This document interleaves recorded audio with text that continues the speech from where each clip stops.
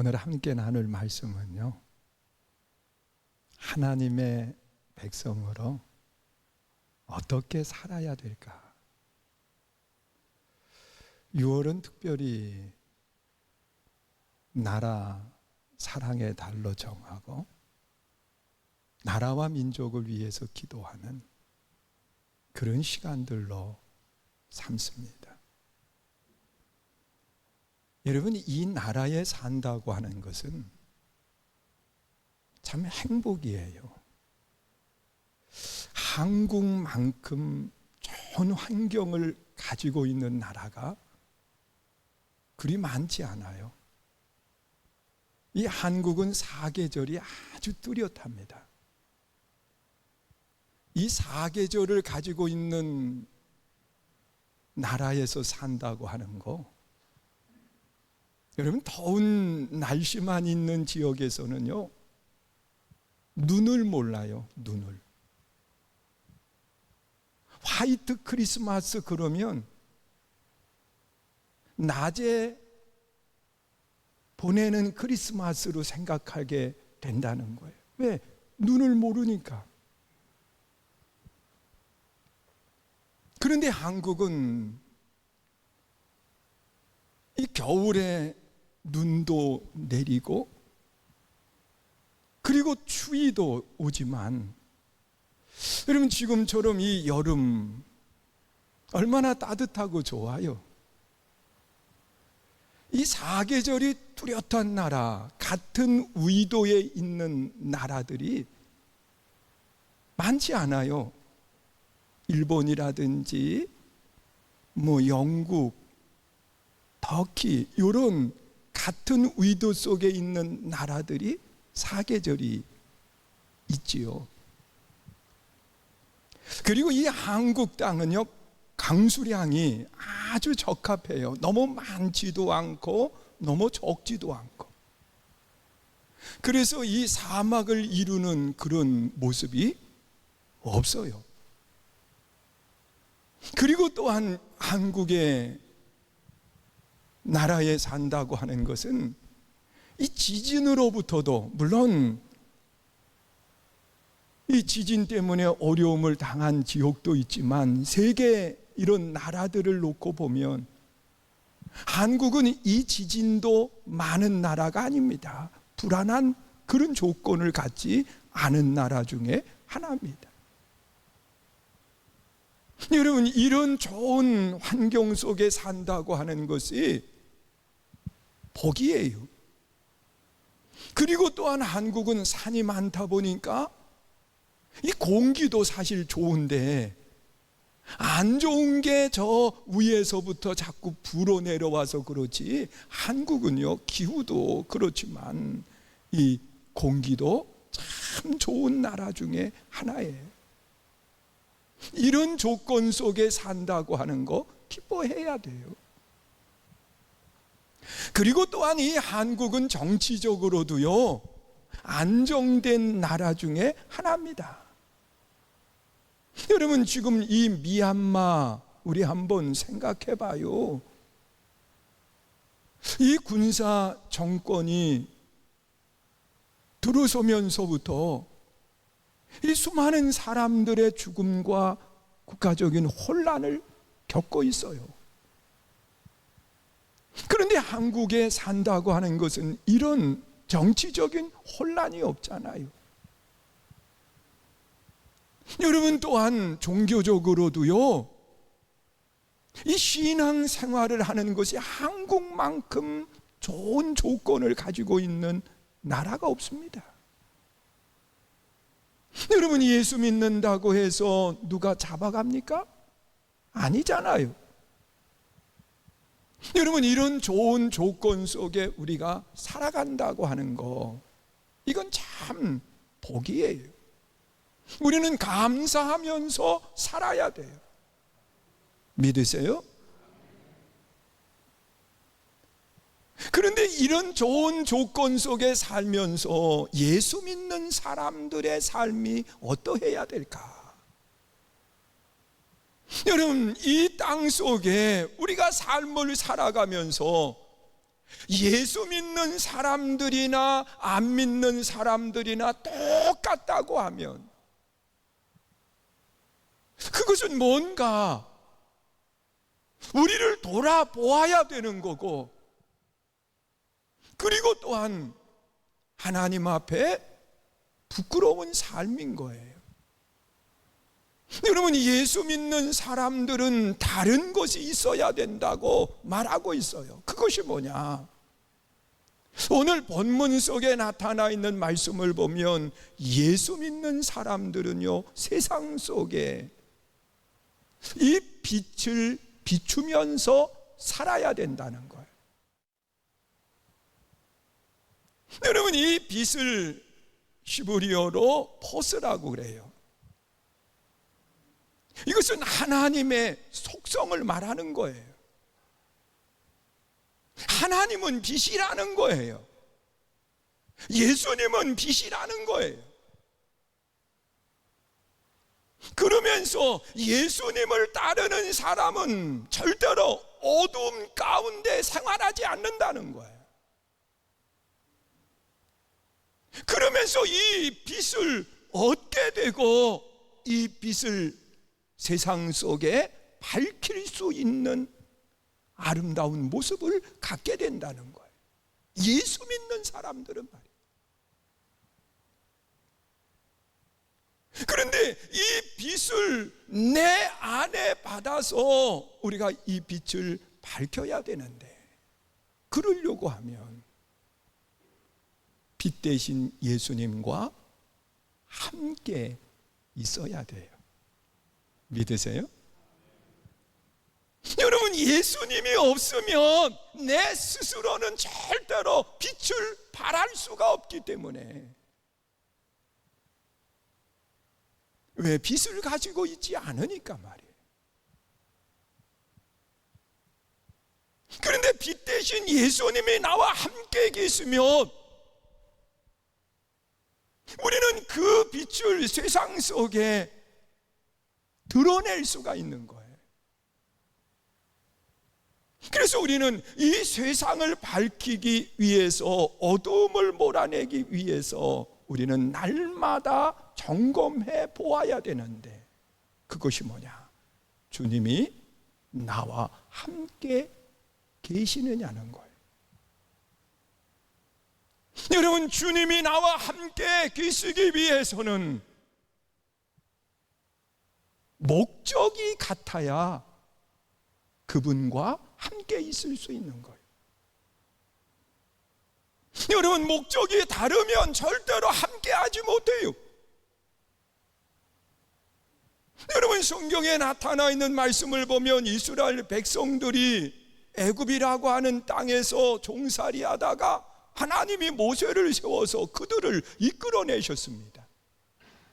그리고 약속의 땅 가나안을 향하여 나아가는데, 이 가나안 땅에 들어가기 전에 12명의 정탐꾼을 뽑아서 그 땅을 돌아보게 했어요. 이 12명이 그 땅을 다 돌아보고 난 뒤에 10명이 보고를 하면서 그 땅은 젖과 꿀이 흐르는 복된 땅이라는 거예요. 그러나 그 땅에 살고 있는 사람들이 있는데, 그들은 키도 장대하지만 힘을 가지고 있어서 그들과 우리를 비교해 보면 우리는 메뚜기만도 못하다. 그러면서 우리가 그 땅에 들어가 죽을 이유가 어디에 있느냐? 다시 돌아가자고 이야기해요. 그러면서 가나안 땅의 목적을 버리고 다시 돌아가자는 거예요. 그러나 갈렙과 여호수아는 달랐어요. 앞서 보고한 사람들의 보고가 다 맞지만 그들 속에는 하나님이 계시지 않고 우리에게는 하나님이 계십니다. 하나님이 우리와 함께 계시기 때문에 그 가나안 땅에 힘있게 보이는 그 사람들은 우리 밥입니다. 갑시다. 여러분, 10명은 목표를 바꿨어요. 갈렙과 여호수아는 같은 목적을 가지고 있어요. 하나님은 이 가나안 땅을 주신다고 약속하셨기 때문에 같은 목적을 가진 그들과 함께 하시면서 가나안 땅을 정복하게 하셨지만, 목적을 바꾼 10명과 백성들은 결국은 광야에서 죽음을 당하는 것. 여러분, 목적이 같을 때 함께 할 수 있는 거예요. 그래서 우리는 하나님이 원하시는 목적을 나도 가지고 있는가, 이걸 점검해 보면 하나님이 나와 함께 계시는가를 알게 되는 거예요. 여러분, 하나님이 나와 함께 하실 때, 빛 대신 주님이 함께 하실 때 우리는 세상을 밝히면서 생활하는 거예요. 믿으세요? 여러분, 세상 속에 있다고 해서 다 빛을 발하는 게 아니에요. 우리 잠시 눈을 한번 들어서 여기 강단 위에 전구를 보세요. 거기 말고요, 여기 보면 다 빛이 들어오는데 빛이 안 들어와요. 여러분, 저기에 전기가 안 들어가느냐? 다 전기가 들어가요. 똑같이 들어가요. 그런데 발광체에 문제가 생겼어요. 그래서 빛을 가지고 있지를 않은 거예요. 빛을 가지고 있지 않으니까 아무리 같은 전기를 놓는 같은 환경 속에 있지만 빛을 발할 수가 없는 거예요. 여러분, 세상은 마찬가지예요. 빛 대신 주님이 계시지 않으면 아무리 같은 환경 조건 속에 살아도 어두움으로 그의 인생은 갈 수밖에 없는 거예요. 예수님은 그렇게 말씀을 해요. 나는 세상의 빛이다. 나와 함께 있으면 빛을 받아서 빛을 전하게 된다는 거예요. 믿으세요? 여러분, 주님이 나와 함께 계시려고 하면 같은 목적을 가져야 돼요. 여러분, 하나님이 기뻐하시고 하나님이 원하시는 목적이 내 안에 있어야 돼요. 그리고 또한 주님이 나와 함께 하시려고 하면 사도 바울은 그런 고백을 합니다. 나는 십자가에 못 박혀 죽었나니 이제는 내가 산 것이 아니라 내 안에 그리스도가 살아계신다. 믿으세요? 여러분, 예수 그리스도가 내 안에 살아계시다는 거예요. 이 말은 어둠의 나는 없어졌고 빛 대신 예수 그리스도가 내 안에 계시기 때문에 우리는 이 땅의 삶을 살아가면서 빛된 삶을 살아가는 거고, 어둠을 몰아내는 아름다운 역할을 감당하면서 사는 거예요. 여러분, 예수 믿는 사람들이 이 세상 속에 환한 빛을 바라며 한국은 더 좋은 땅으로 바뀌게 되는 거고, 그 땅에 살고 있는 모든 사람들은 그 빛의 혜택을 받으면서 사는 거예요. 오늘 여러분들이 신앙 안에 예수 믿는 사람으로서 빛을 바라면서 사는 복 있는 삶 되시기를 주의 이름으로 축원합니다. 그리고 또한 하나님의 백성으로 어떻게 살아야 될까? 여러분, 오늘 본문 속에 나타나 있는 말씀을 보면 그렇게 이야기하고 있어요. 14절, 15절 말씀 보세요. 읽습니다. 시작.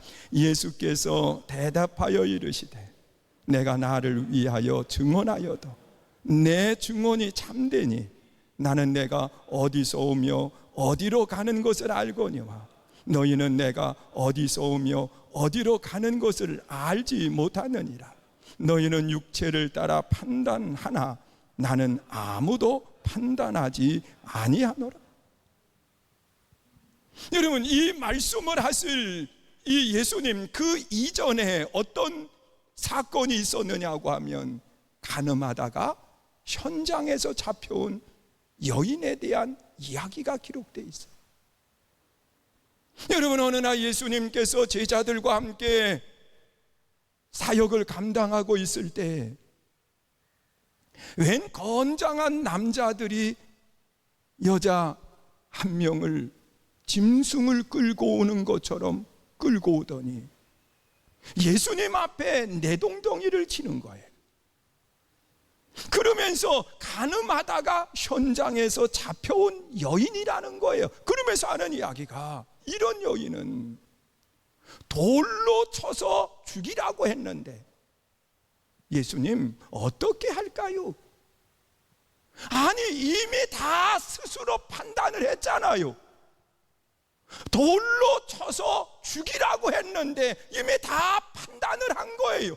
이런 여인은 죽여야 된다고 이야기하고 있잖아요. 그런데 예수님에게 뭔 판단을 다시 요청을 하겠어요?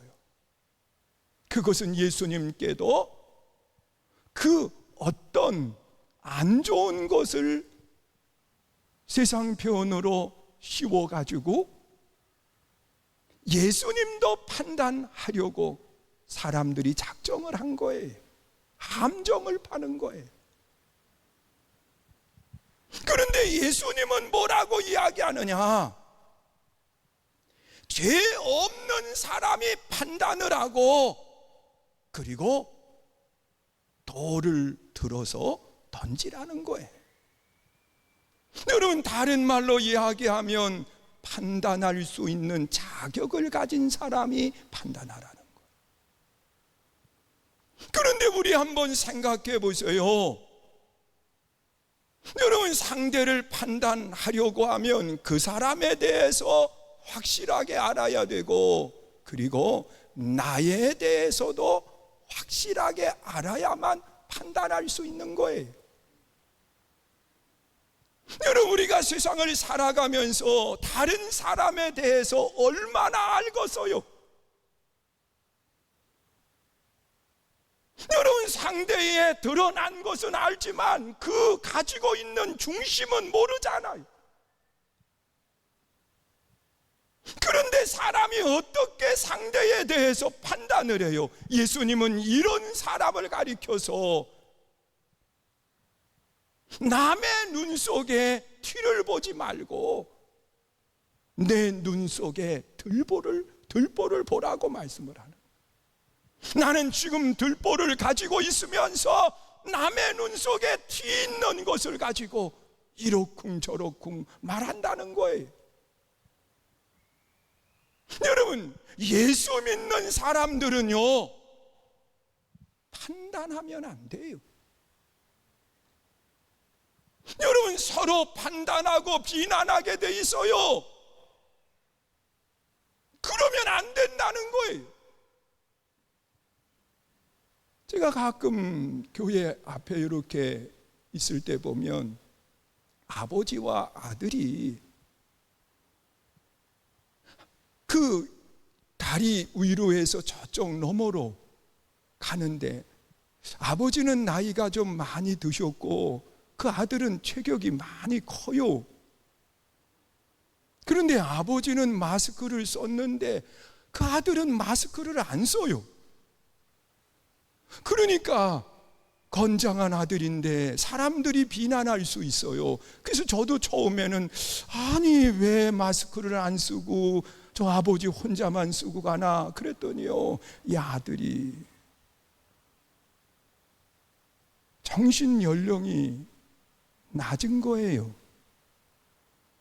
그러니까 아마 마스크를 씌우면 스스로 벗어버리는 것 같아요. 그러니까 하고 싶어도 못하겠지요. 처음에는 왜 그럴까? 그리고 내 스스로 판단해 보려고 생각을 했지만,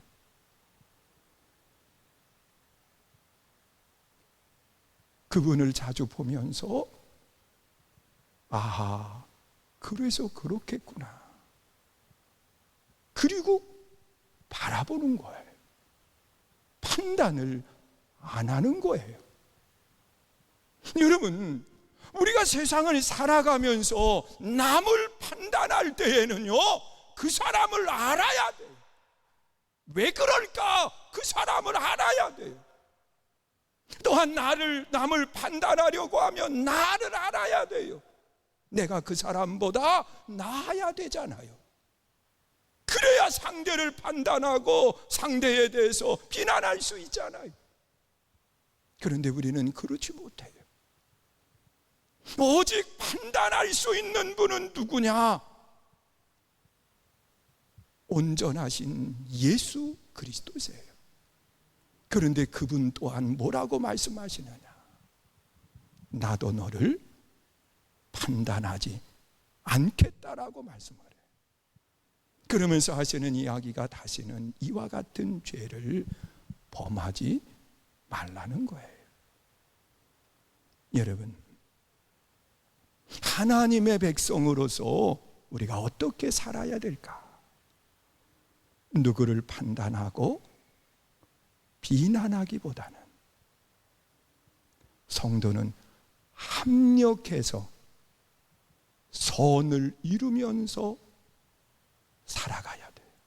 그것이 하나님이 원하시는 거예요. 여러분, 다윗이라고 하는 왕과 사울 왕의 차이는 뭐냐? 사울은 스스로 판단을 해요.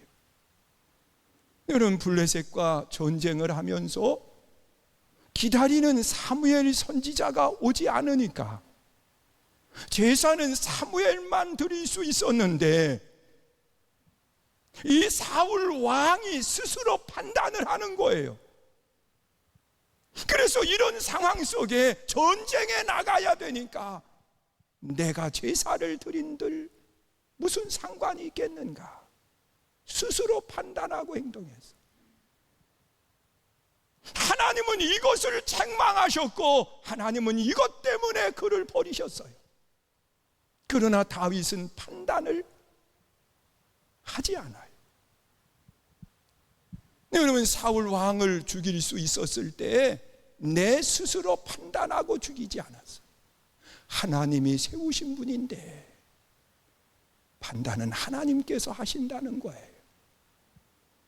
그리고 하나님의 때를 기다렸을 때 하나님은 다윗을 세우시지만 스스로 판단하고 행동하는 사울은 버리신 거예요. 여러분, 우리가 이 사회 속의 삶을 살아가면서 우리는 판단하는 걸 참 좋아해요. 누가 어떻고 그러면서 이야기해요.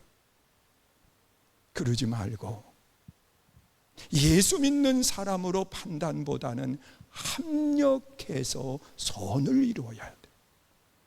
여러분, 여기서 합력한다고 하는 것, 이것이 중요하기보다는 합력하여 선을 이루는 거예요. 여러분, 합력해서 악을 이루면 안 되지요. 누가복음 12장에 보면 한 부자가 있었어요.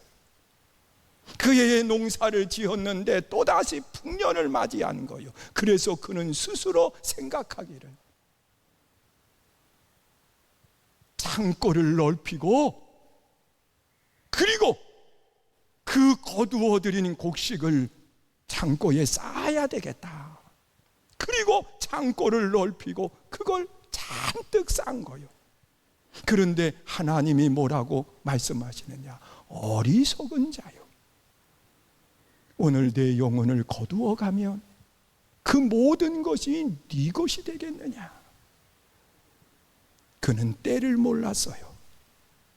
하나님이 많이 주셨으면 하나님의 영광을 위해서 많이 사용하라고 주신 거예요. 때를 몰랐어요. 그것은 모든 것을 잃어버리는 결과를 갖게 되는 거예요. 그러나 때를 분별하면 하나님은 그를 가리켜서 지혜롭다고 말씀을 하세요. 사랑하는 성도 여러분, 우리 다 힘들어요. 어려워요. 그러나 이런 때 우리가 함께 모여 기도하고 이런 때 우리가 함께 모여 하나님의 뜻을 찾을 수 있는 믿음의 삶이 될 수 있기를 축원합니다. 제가 어제 그저께지요 철야 심야 예배 때 그런 이야기를 했어요.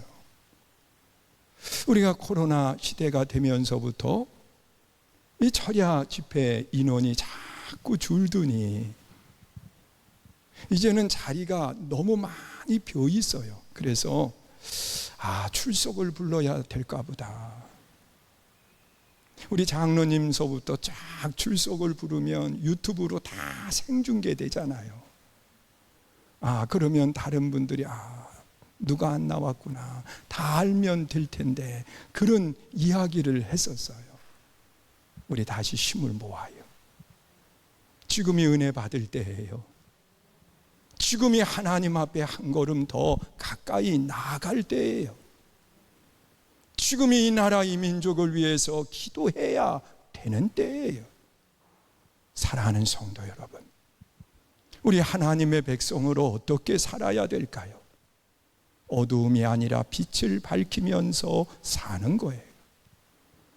여러분, 하나님의 백성으로 남을 판단하기보다는 판단은 하나님께 맡기고, 우리가 힘들 때 협력하여 선을 이루어가는 삶을 살아야 돼요.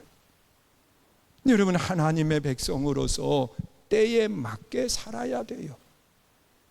여러분, 안전하다 편안하다 이야기할 때 주님은 오시게 돼 있어요.